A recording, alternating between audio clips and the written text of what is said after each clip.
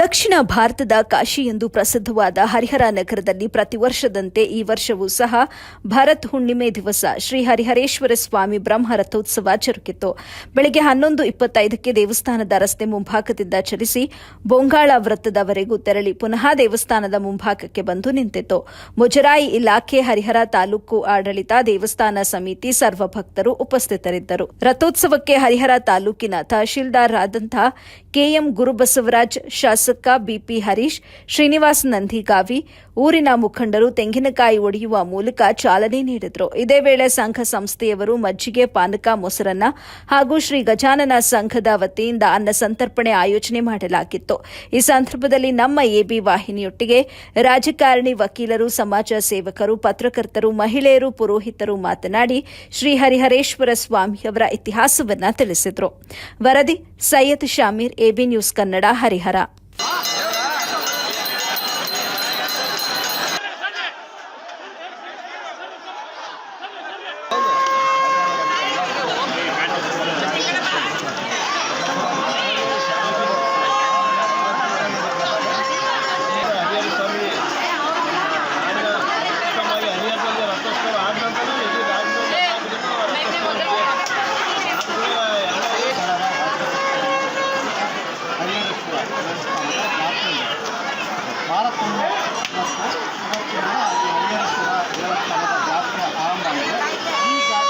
ಎಲ್ಲ ರೀತಿಯಾಗಿ ಪೂಜೆ ಪುರಸ್ಕಾರ ಎಲ್ಲವನ್ನೂ ಕೂಡ ಅವ್ರು ಮಾಡ್ತಾರೆ.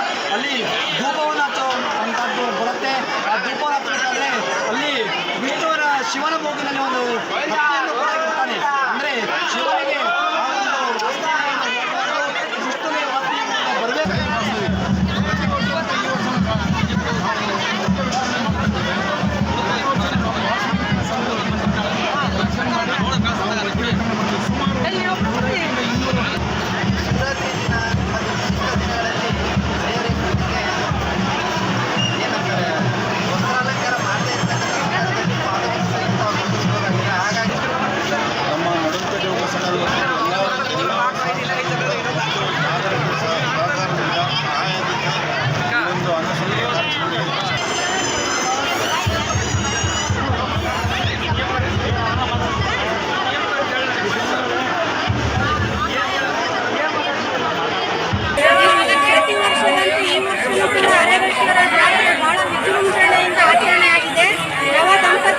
ಸಾರ್ವಜನಿಕರು ಹೆಚ್ಚಿನ